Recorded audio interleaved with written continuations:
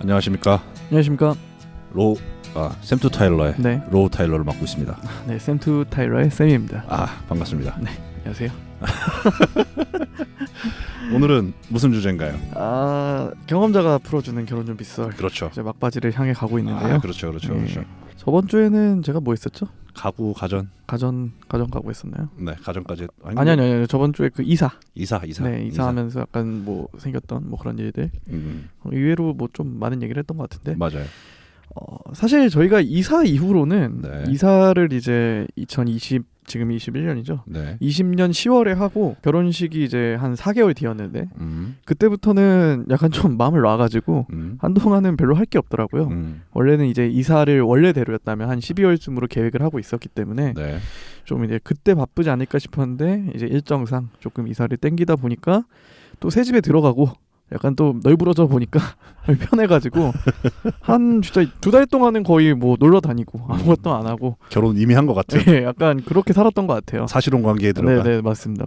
그래서 한 12월부터 다시 또 준비를 시작을 했었는데 네. 그때는 일단 저희 같은 경우에는 저와 이제 신랑 신부 같은 경우에는 결혼식 당일날 입을 옷은 한번 제가 방송에서 말씀을 드렸잖아요. 네. 드레스와 저 같은 경우에는 그 턱시도를 빌렸다고 말씀을 드렸는데 양가 어머님 아버님도 이제 결혼식 날 입으실 옷이 있으셔야 되잖아요. 그렇죠. 보통은 아버님들 같은 경우에는 정장을 입으시고 어머님들 같은 경우에는 한복을 입으시니까 네. 그 두 개를 이제 준비를 시작을 한 거죠. 그때 네.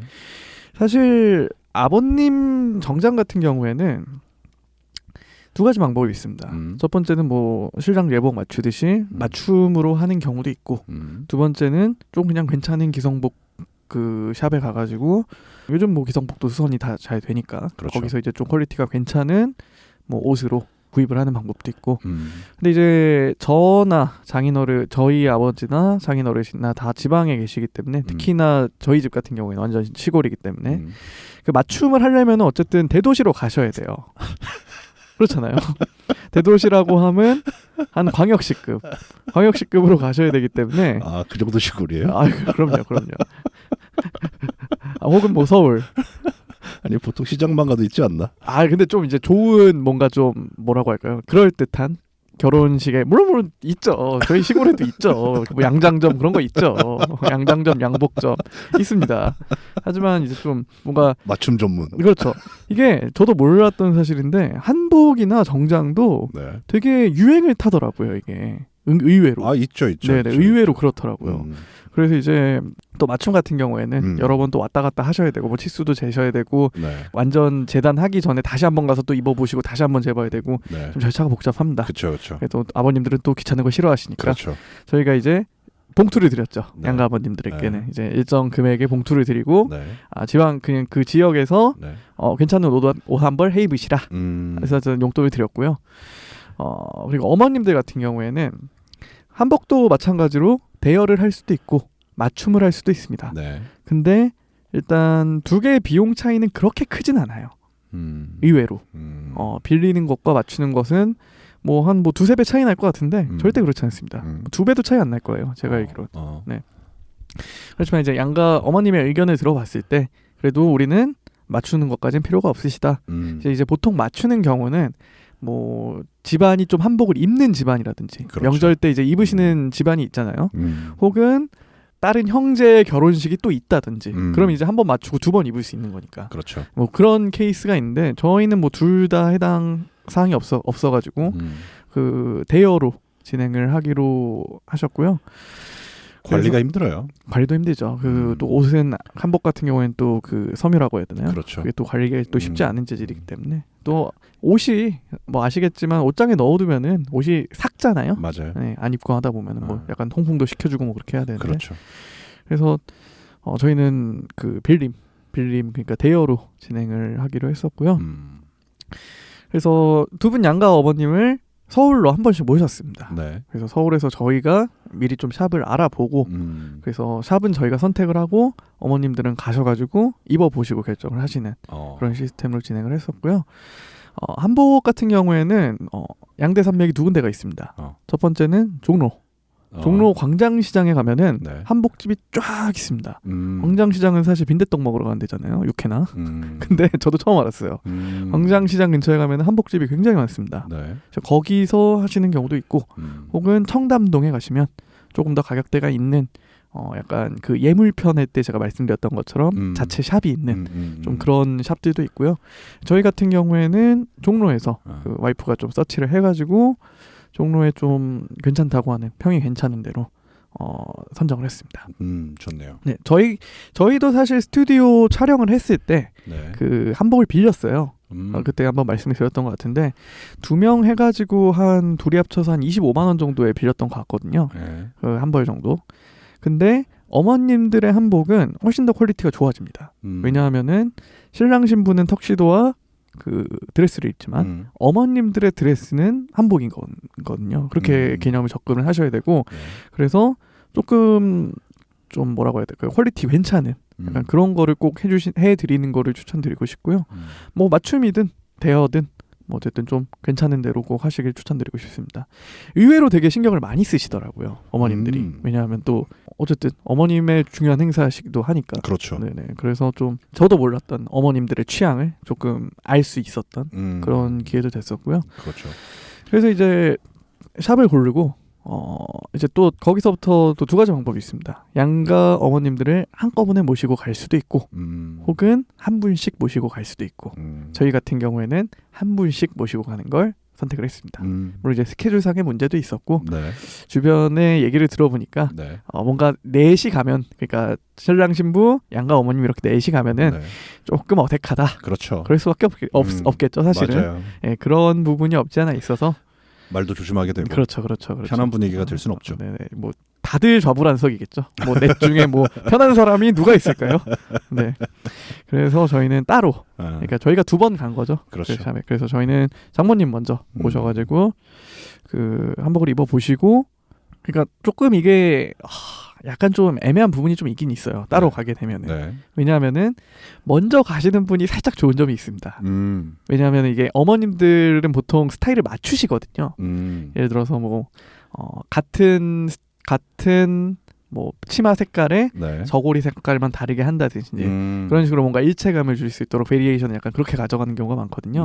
그렇게 되면은 먼저 방문을 하신 분이 사실 선택을 하게 되면은 나중에 방문하신 분은 조금 선택면에서 안 좋은 게 있을 수 있다. 어느 정도 맞춰야 된다. 그렇죠. 좀 그게 있을 수 있다. 약간 좀 그런 거는 선택의 폭이 좀 좁아질 수도 있다. 약간 그걸 좀 염두에 두셨으면 하고 같이 가시면 이제 그런 문제는 좀 상대적으로 줄어들긴 하겠지만 시간이 더 걸리겠죠. 그렇죠. 그런 것도 있고 그 자리에서 또 커뮤니케이션상의 갈등이 발생할 수도 있다. 의견 조율의 그런 애로사항이 발생할 수 있죠. 근데 뭐 이것과 관련된 얘기를 제가 주변에서 워낙 많이 들어가지고 뭐 예를 들어서 뭐 한쪽 부모님이 꼭 자기는 이 색깔로 하고 싶으시다라고 이제 강력하게 주장을 하시면은 조금 그렇고 그런 상황이 발생할 수가 있는 거죠. 그럴 수 있죠. 뭐 쉽지 않습니다. 네, 쉽지 않아요. 그래서 저희 같은 경우에는 장모님이 먼저 가셔서 고르시고 저희 어머니가 그 다음 날 가셔가지고 고르셨는데 다행히 뭐 생각보다는 뭐 저희는 그런 사태는 별로 없었고요. 어머님이 저희 엄마가 조금 한복 색깔이 마음에 안 드시는 눈치가 있긴 하셨지만 근데 결과적으로 결혼식 당일날 2분의 한복이 모두 다 예쁘다. 그런 소리 되게 많이 들은 걸로 봐서는 결과적으로 성공적이지 않았나. 라는 생각이 듭니다. 쉽지 않아요. 네, 정말 쉽지 않더라고요.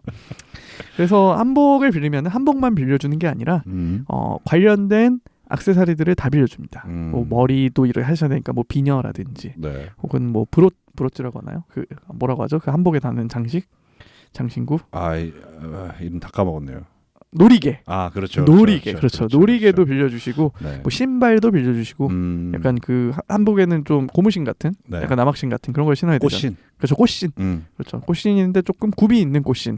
왜냐면 좀 저희 장모님이 좀 키가 크시거든요. 그래서 좀 그 키도 맞춰야 되잖아요. 어느 정도. 그래서 저희 어머니가 조금 약간 슬리퍼 같이 생긴. 요즘 되게 잘 나오더라고요. 굽 높은 슬리퍼처럼 생긴. 그래서 약간 좀 키 차이도 그렇게 맞춰주시고 그리고 약간 가방 같이 클러치팩처럼 생긴 그런 조그만 가방 그런 한국식의 그런 가방도 처음부터 끝까지 다 빌려주시더라고요. 그래서 그렇게 해서 진행을 했고요. 비용 같은 경우에는 두 분이 합쳐서 대여 비용이 70만 원입니다. 한 분당 35만 원씩. 하루에. 네, 비싸죠. 근데 여기서 끝나는 게 아닙니다. 현금 결제를 하면은 10% 할인을 해줍니다. 3만 원. 아니죠. 70만 원에 7만 원. 7만 원. 그리고 블로그에 후기를 쓰고 나중에 인증 그 링크를 보내드리면 또 10%를 더 빼드립니다. 더 빼주십니다. 7만 원은 더 빼주시는 거죠. 그럼 14만 원. 그렇죠. 그래서 56만 원. 그래서 한 분당 28만 원. 그러니까 사실 그게 거의 기본가라고 생각을 하시면 돼요. 네. 약간 좀 사는 거랑 똑같네. 거의 비슷해요. 그러니까요. 네, 이게 대여라고 해서 뭐 딱히 싼 것도 아니고 그렇지만 이제 뭐 한복을 구입을 했을 때 네. 말씀하셨듯이 뭐 관리의 문제라든지 뭐 보관의 문제라든지 맞아요. 그리고 한복도 정말 유행 많이 탑니다. 특히 어머님들 한복 같은 경우에는 그래서 저는 이제 옛날에 저도 진짜 뭐 한 유치원 때 한복 입어보고 안 입어봤거든요. 다 대부분 네. 그렇죠. 남자들은. 뭐 그때는 막 되게 막 원색, 막 파란색, 색동저고리 막 그런 막 빨간색, 노란색 그런 한복이 저는 되게 뇌리에 남아 있었는데 네. 요즘은 그런 한복은 전혀 안 나오더라고요. 약간 파스텔 톤에 조금 되게 우아해 보이는 그렇죠. 그런 톤이 좀 대세인 것 같고 또 이게 나중에 되면 어떻게 될지 모르죠. 그렇죠. 다시 원색의 그런 한복이 유행할 수도 있죠. 네, 그래서 저희 어머니가 이제 그 외숙모께서 네. 저희 사촌 형과 사촌 누나가 이미 결혼을 했거든요. 네. 그래서 그때 입었던 본인 외숙모께서 입으셨던 네. 한복 맞추셨나 봐요. 한복을 빌려주시겠다라고 했지만 스타일이 안 맞는 거죠. 이제 한 5, 6년밖에 안 됐는데 그럼에도 불구하고 이게 트렌드라는 게 확실히 바뀌는 맞아요. 것 같더라고요. 바뀔 수밖에 없어요. 네네. 그래서 한복 같은 경우에는 그렇게 진행을 했고요.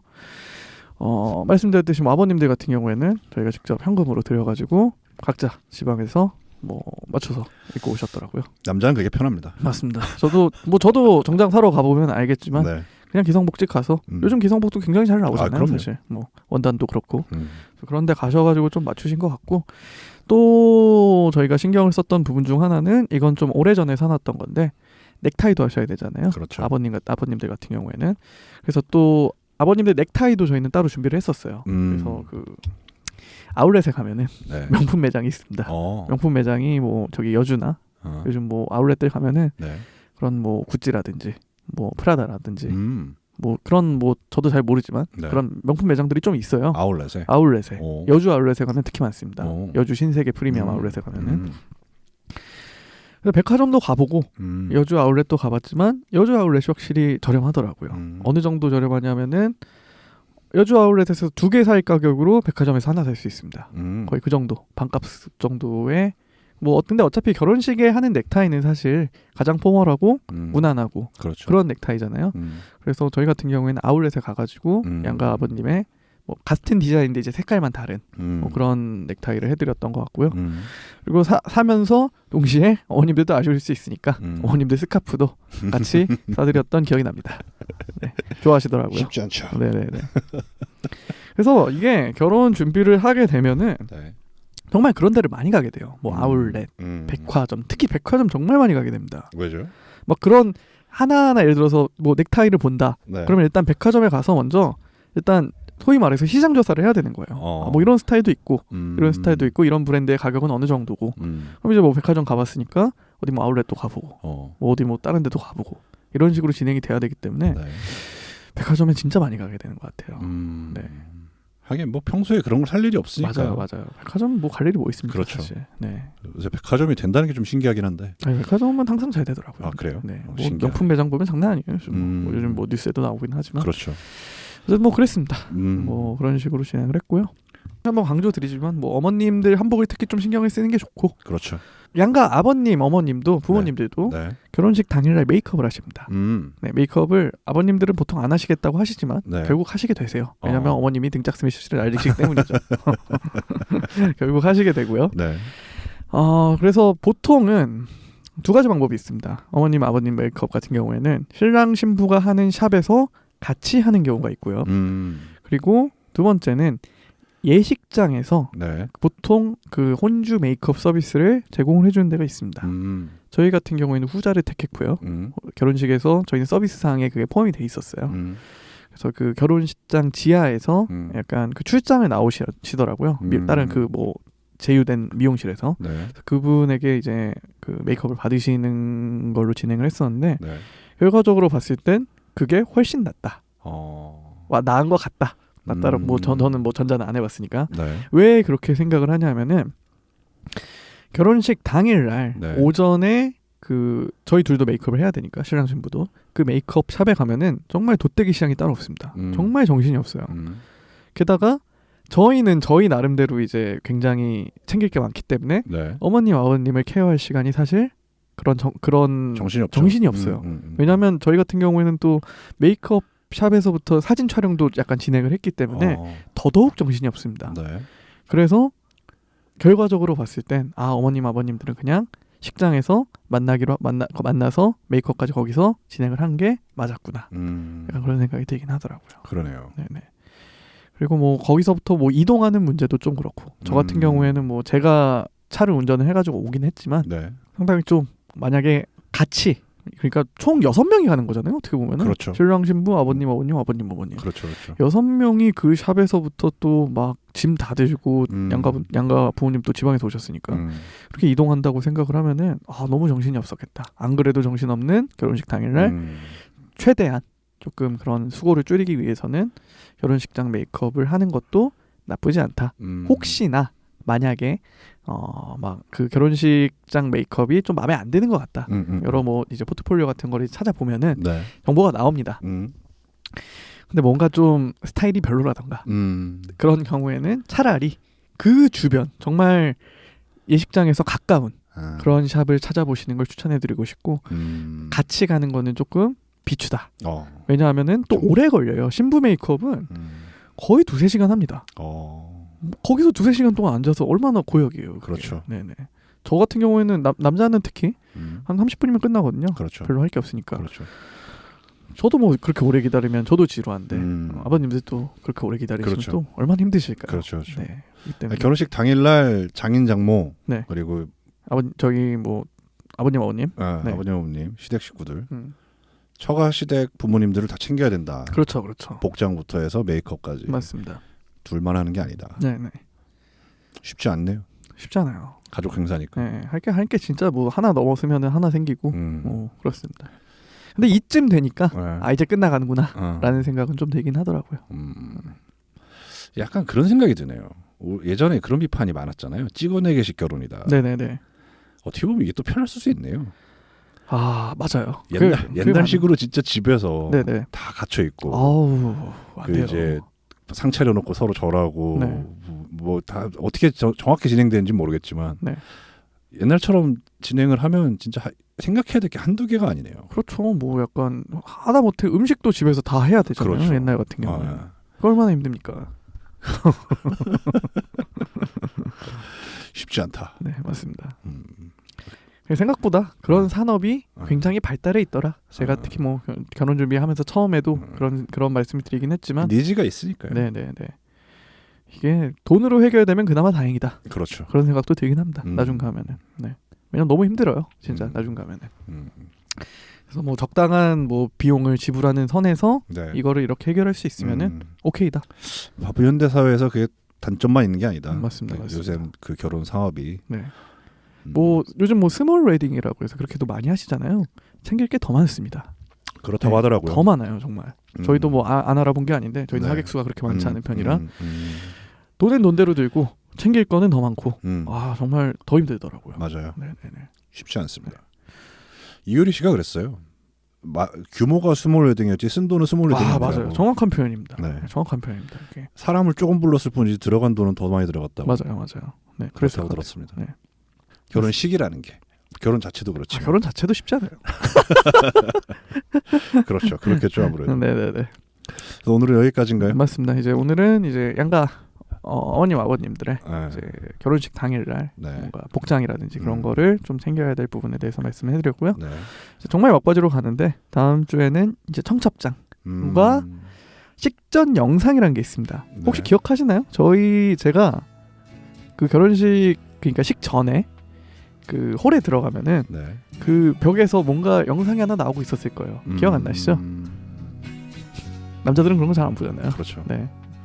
왜냐면 게다가 뭐 저희 홀은 좀 그게 되게 조그만 스크린이어서 잘 안 보였을 수도 있는데 어쨌든 그런 것도 있습니다. 그래서 다음 주에는 그 청첩장과 식전 영상에 대해서 진행을 하도록 하겠습니다. 좋습니다. 매주 화요일마다 쌤의 방송 팟빵과 파티에서 오디오 컨텐츠로 들어보실 수 있으시고요. 그리고 유튜브 쌤투타일로 채널에서 영상 컨텐츠로 만나보실 수 있으시니까 좋아요와 댓글, 구독 부탁드리도록 하겠습니다. 유튜브가 중요합니다, 여러분. 유튜브 그래도 조금 올라가고 있어요. 다시 감사드립니다. 440명 남았습니다. 감사합니다. 감사합니다.